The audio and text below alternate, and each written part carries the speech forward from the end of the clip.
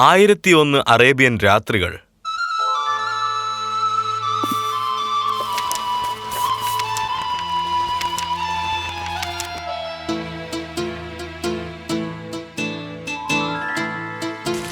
ഇവിടുന്ന് അടുത്തുള്ള ഒരു രാജ്യത്ത് ഒരു പെർഫെക്റ്റ് ആയിട്ടുള്ള ഒരു റാണിയെ വേണമെന്ന് രാജാവ് കൊതിച്ചിരുന്നു. അദ്ദേഹത്തിന്റെ പ്രതീക്ഷ വളരെ കൂടുതൽ തന്നെയായിരുന്നു. എത്ര പേര് വന്ന് ചേരാൻ നോക്കിയാലും അദ്ദേഹത്തിന്റെ പൊരുത്തത്തിന് ആരും ഇല്ലായിരുന്നു. രാജാവിന്റെ ഈ ഒരു മനസ്സ് കാരണം ആ രാജ്യം തന്നെ പ്രശ്നത്തിലായിരുന്നു. ഒരു കാലത്ത് വളരെ സന്തുഷ്ടരായിരുന്നു അവിടെ എല്ലാവരും. പക്ഷെ ഇപ്പൊ അതിന് നേരെ ഓപ്പോസിറ്റ് ആണ്. കാരണം അവിടെ ഭരിക്കുന്നത് ആവശ്യമില്ലാത്ത ഒരു രാജാവ് തന്നെയാണ്. ഇദ്ദേഹം ചെയ്ത തെറ്റിന് അവിടെ അനുഭവിച്ചതൊക്കെ അവിടുത്തെ സാധാരണ ജനങ്ങൾ തന്നെയാണ്. രാജാവിന്റെ ശ്രദ്ധക്കുറവ് കൊണ്ട് മാത്രം.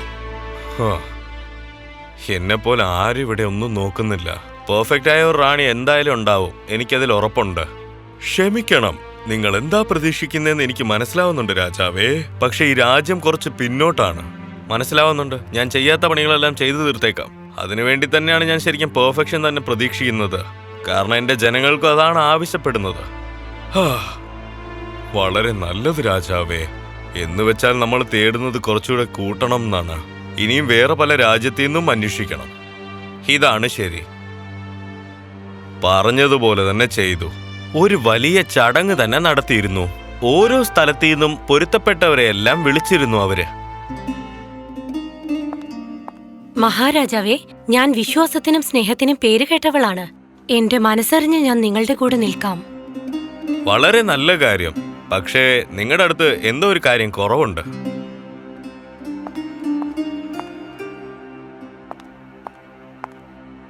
രാജതന്ത്രങ്ങളെല്ലാം എനിക്ക് നന്നായി അറിയാം. ബന്ധങ്ങൾ നിലനിർത്തുന്നതിൽ അത് സഹായിക്കും. രാജതന്ത്രമൊക്കെ ആവശ്യമാണ്. പക്ഷെ എന്നെ സംബന്ധിച്ച് അത് മാത്രം തികയില്ല. എന്റെ കുടുംബം വിജ്ഞാനത്തിന് പേരുകേട്ടവരാണ്. അതുകൊണ്ട് ഞാനും ഒരു വിജ്ഞാനിയാണ്. ബുദ്ധിയുള്ളത് നല്ലത് തന്നെയാ. പക്ഷെ ഞാൻ അതിനേക്കാളും പ്രതീക്ഷിക്കുന്നുണ്ട്. ഒരുപാട്. രാജാവിന്റെ അന്വേഷണം തുടർന്നുകൊണ്ട് തന്നെയിരുന്നു. അദ്ദേഹത്തിന്റെ പ്രതീക്ഷയ്ക്കേറ്റ പോലെ ആരെ കൊണ്ട് നിറവേറ്റാൻ കഴിഞ്ഞില്ല. അവിടെ എത്തിയിരുന്ന എല്ലാവരെയും അദ്ദേഹം പുറത്തോട്ട് അയച്ചു. മനസ്സിന് നല്ല വിഷമം ഉണ്ടായിരുന്നു. വളരെയധികം ആലോചനയിലുമായിരുന്നു.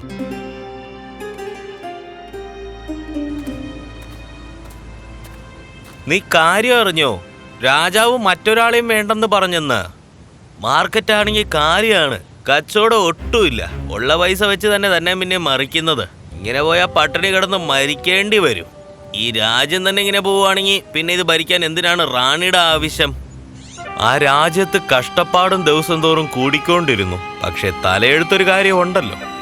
ഷെഹ്റസേഡ് എന്ന് പറഞ്ഞ ഒരാൾ കഥ പറയാനായിട്ട് അവിടെ വന്നിരുന്നു. അവർ വന്നപ്പോ തന്നെ കുറച്ച് വിശ്വാസം കൂടെ കയ്യിൽ കൊണ്ടുവന്നതാണ്. നോക്കാം. എനിക്ക് മഹാരാജാവിനോടൊന്ന് സംസാരിക്കണം. വീണ്ടും ഒരു മത്സരാർത്ഥിയോ? ഇപ്പോഴാണ് മറ്റെല്ലാവരും വന്നു പോയത്. ഇതുപോലെ കഥകളൊക്കെ മെനഞ്ഞ് രാജാവിനോട് എന്താണ് പറയേണ്ടത്? കഥകൾക്കപ്പുറം എനിക്കൊരു കാര്യം ചെയ്യണം. വളരെ ഊർജത്തോടെയും സന്തുഷ്ടരായും അവരെ അകത്തോട്ട് അയച്ചു. അവിടെ പണിയെടുത്തവർ രണ്ടുപേരും. നീ എന്തിനു വേണ്ടിയാ ഇങ്ങോട്ട് വന്നത് കഥ പറയുന്ന പെണ്ണെ? എന്താണ് കാര്യമെന്ന് പറഞ്ഞോ? നിങ്ങളുടെ ചോദ്യങ്ങൾക്ക് മുൻപ് മഹാരാജാവേ, ഇങ്ങോട്ട് വരുന്ന വഴിയിൽ ഞാൻ കേട്ട കഥ നിങ്ങളോടൊന്ന് പറയണം. അതുകൊണ്ടാണ് വന്നത്. ഒരു വ്യത്യസ്തമായ ചിരിയും പിന്നെ അലാവുദ്ദീന്റെയും അത്ഭുത വിളക്കിന്റെയും കഥ അവള് പറയാൻ ആരംഭിച്ചു.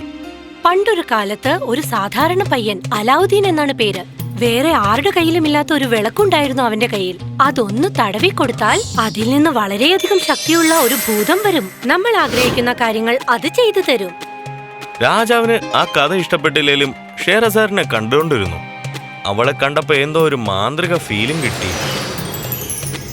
അലാവുദ്ദീന്റെ ആ കഥയില് അദ്ദേഹം നന്നായി ഇറങ്ങിക്കേട്ടു. ആ പറക്കും കമ്പളത്തില് കുറെ മാന്ത്രികത്തിനോടൊപ്പം അദ്ദേഹം ജീവിച്ചൊരു ഫീലും ഉണ്ടായി. ഓ, വല്ലാതെ ഇരുട്ടിയല്ലോ. ഈ കഥ പറച്ചിൽ ഇനി രാത്രി തുടരാം. എന്താ? ഇല്ല, നിക്ക്. കഥ ഇതുവരെ നീ തീർത്തിട്ടില്ലല്ലോ. രാജകുമാരി ജാസ്മിൻ എന്താണ് പറ്റിയത്? ജഫാർ ചെയ്ത തെറ്റിന് ശിക്ഷ കിട്ടിയോ? എന്നോട് ക്ഷമിക്കൂ മഹാരാജാവേ. എനിക്ക് വല്ലാതെ ഉറക്കം വരുന്നു. എന്നാലും മഹാരാജാവ് ആവശ്യപ്പെട്ടാൽ ഞാൻ ഇത് തുടരാം. എത്ര ക്ഷീണിതയായാലും ശരി, അങ്ങ് ആവശ്യപ്പെട്ടാൽ ഞാനിത് തുടരും. രാജാവ് ഒന്നും അങ്ങോട്ട് കഷ്ടപ്പെടുത്തണ്ടെന്ന് വിചാരിച്ചു. ശരി, നിന്നെ കഷ്ടപ്പെടുത്താൻ ആഗ്രഹിക്കുന്നില്ല. പക്ഷേ എന്റെ ഒരു ഗസ്റ്റ് ആയിട്ട് നീ ഇവിടെ ഉണ്ടാവണം. ഈ കഥയുടെ അവസാനം എന്താന്ന് ഞാൻ അറിഞ്ഞേ പറ്റൂ. ഷെഹ്റസാഡ് അതിന് സമ്മതിച്ചു. രാജാവ് ഒരിക്കലും കാലത്ത് ഒരു നല്ല മൂഡിൽ തന്നെ ആയിരിക്കില്ല. പക്ഷേ പിറ്റേ ദിവസം കേട്ട കഥ കാരണം അദ്ദേഹം ഉറങ്ങാണ്ടിങ്ങനെ ആലോചനയിലായിരുന്നു. 24 മണിക്കൂറും അലാവുദ്ദീൻ, ജാസ്മിൻ, പിന്നെ അബു അതിനെക്കുറിച്ച് തന്നെ ചിന്തയായിരുന്നു. നിങ്ങൾക്കറിയാവോ, ഞാനൊരു പുലിയെ മേടിച്ച് അതിന് രാജാവ് എന്ന പേരും വിടണം. ജാസ്മിനെ പോലത്തെ രാജകുമാരിമാർക്ക് അതൊക്കെ ഇഷ്ടപ്പെടൂലേ? എന്തുകൊണ്ട് എനിക്കും ഇഷ്ടാവരുത്? പുലിയെ മേടിച്ച് വളർക്കണമെന്നോ? ആരാണ് ഈ രാജകുമാരി ജാസ്മിൻ? ഒരു കാര്യം, ഷെഹ്റസാഡ് എണീറ്റ് വരുന്നത് വരെ ഞാൻ എന്നെ ബിസി ആയിട്ട് വെക്കണമെന്നാ കരുതുന്നത്. എന്നാലേ ഈ കഥയുടെ അവസാനം എന്താന്ന് എനിക്ക് അറിയുള്ളൂ. അതിനു മുമ്പ് പോയി ആ പദ്ധതിയെ കുറിച്ച് എടുത്തോണ്ട് വരൂ. തീർച്ചയായിട്ടും രാജാവേ. ഷെഹ്റസാഡാണ് അവിടെ ഇത്രയും ദിവസം വന്നതിൽ പുറത്തു പോവാതെ ഒറ്റ പെണ്ണ്. ആ കൊട്ടാരത്തിൽ ഒരു ഗസ്റ്റിനെ പോലെ ഇരുന്നോളാനായിട്ട് രാജാവ് പറഞ്ഞൊരു പെണ്ണുമാണ്. വാർത്തകൾ എത്തിത്തുടങ്ങി. ആ രാജ്യത്തിന് തന്നെ ഒരു വിശ്വാസം വന്നു.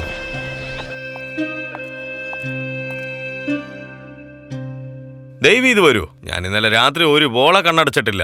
ആ മുഴുവൻ കഥയും കേൾക്കാത്തതുകൊണ്ട്. ഷെഹ്റസാഡ് ആ കഥ പറഞ്ഞു കഴിഞ്ഞു.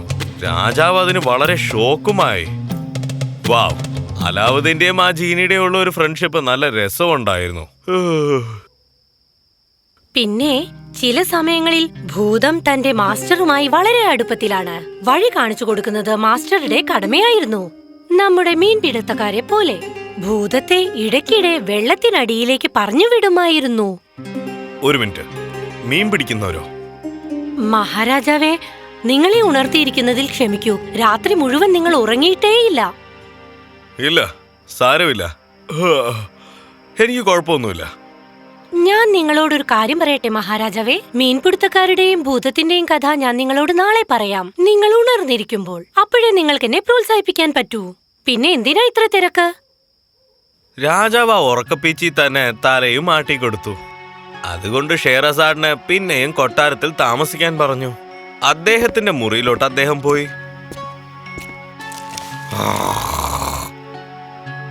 ഓരോ രാത്രിയും ഷെഹ്റസാഡ് ഇതുപോലെ കഥകൾ രാജാവിന് പറഞ്ഞു കൊടുത്തോണ്ടിരുന്നു. അടുത്ത രാത്രി അലിബാബയും പിന്നെ ആ 40 കള്ളന്മാരെയും കുറിച്ചുള്ള കഥയായിരുന്നു പറഞ്ഞേ. അതിനുശേഷം അലിബാബ എന്തു പറഞ്ഞെന്നോ? തുറക്കൂ സീസയെന്ന്. ആ ഗുഹയ്ക്കുള്ളിൽ നിറയെ രത്നങ്ങളുണ്ടായിരുന്നു. അടിപൊളി! ഇതുപോലത്തെ കഥകൾ കേൾക്കുന്നവരും രാജാവ് വല്ലാണ്ട് ആശ്ചര്യപ്പെട്ടുപോയി. ധൈര്യം, സ്നേഹം, ത്യാഗങ്ങളെ കുറിച്ചുള്ള കഥകളാണ് അദ്ദേഹം കേട്ടിരുന്നത്.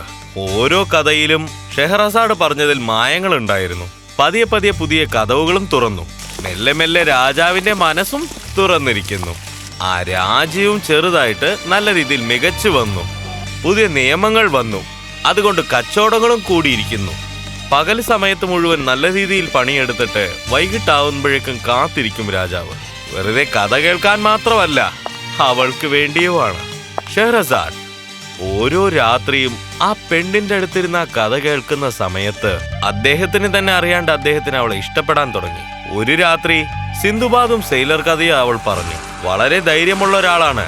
സാഹസവും സൗഹൃദവും വളരെ ഇഷ്ടപ്പെടുന്ന ഒരു മനുഷ്യനാണ്. സിൻബാദ്, എത്ര പ്രശ്നങ്ങൾ മുന്നിൽ വന്നാലും നമ്മുടെ ചുറ്റുമുള്ളവരാണ് ശക്തി നൽകേണ്ടത്. ശരിയായ മഹത്വം വിശ്വാസത്തിലാണുള്ളത്. അതെന്തോ സത്യം തന്നെയാ.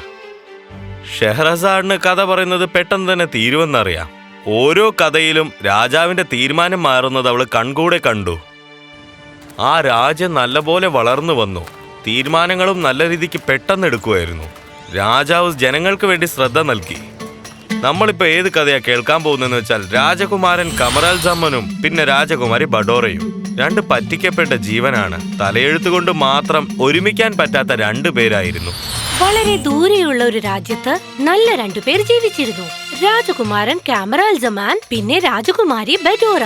വളരെയധികം മുറിവേൽക്കപ്പെട്ടവർ, സ്നേഹിക്കാനേ പാടില്ലെന്ന് വിചാരിച്ചവർ. പക്ഷേ ഒരു രാത്രി സ്വപ്നത്തിൽ അവർ പരസ്പരം ദർശിച്ചു. അതായത് പ്രതീക്ഷിക്കാത്ത ഒരു ബന്ധമായിരുന്നു അത്. അവരുടെ അതീഹ സ്നേഹം കണ്ട് രാജാവ് വല്ലാണ്ട് സന്തോഷപ്പെട്ടു. അവളൊരു ആണായി വേഷമിട്ടെന്നോ? അവളുടെ രാജവംശം രക്ഷിക്കാൻ വേണ്ടി യുദ്ധം നടന്നപ്പോൾ അവൾ അത് ചെയ്തു. രാജകുമാരി ബഡോര രാജകുമാരനെ പോലെ വേഷം കെട്ടി വളരെ ധൈര്യപൂർവ്വം യുദ്ധത്തിന് വന്നു.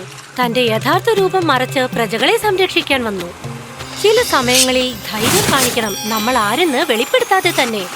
ആ രാജാവിന് അന്നാണ് താൻ ചെയ്ത എല്ലാ തെറ്റും മനസ്സിലായത്. അദ്ദേഹം ഒന്നും ശരിക്കും ചിന്തിക്കാത്തപ്പോൾ ഏകദേശം ആ രാജ്യം തന്നെ നശിച്ചു പോകേണ്ടതായിരുന്നു. പക്ഷെ അദ്ദേഹം ഷെഹ്റസാദിന്റെ കഥകൾ കേട്ട് ആദ്യമായിട്ട് അദ്ദേഹം ശ്രദ്ധിച്ചിരിക്കുന്നത് പെർഫെക്ഷൻ ഇല്ലാത്ത സ്ഥലത്തുള്ള ഒരു ഭംഗി.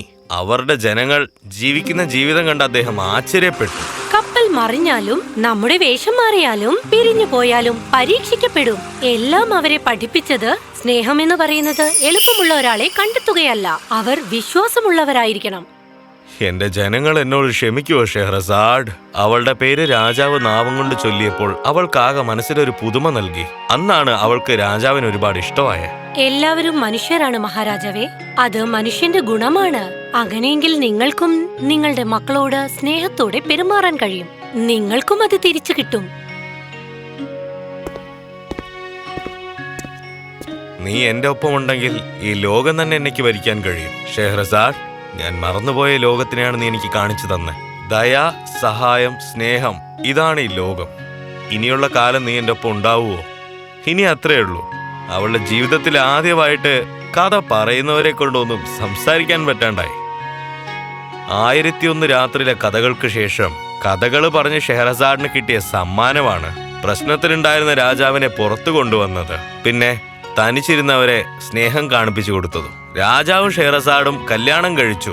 അവളുള്ള കാരണം ആ രാജ്യം തന്നെ നല്ലപോലെ മാറിയിരുന്നു. രാജാവ് മാറിയതിനു ശേഷം ഷെഹ്റസാഡ് അടുത്തുള്ളത് കൊണ്ട് രാജാവും ആ രാജ്യവും വളരെ സന്തുഷ്ടരായിരുന്നു. വേറെ ഒന്നും ഇതിന് ഈക്വലായും വരത്തില്ല. പിന്നെ ഈ കഥയും നല്ലപോലെ വന്നു. ഒരു പെർഫെക്റ്റായ കഥാനായകന്റെ കഥ പോലെയല്ല. ഈ പാഠങ്ങളൊക്കെ വെച്ച് ശരിക്കുമുള്ള ബലം സ്നേഹത്തിലാണ്, ദയയിലാണ്.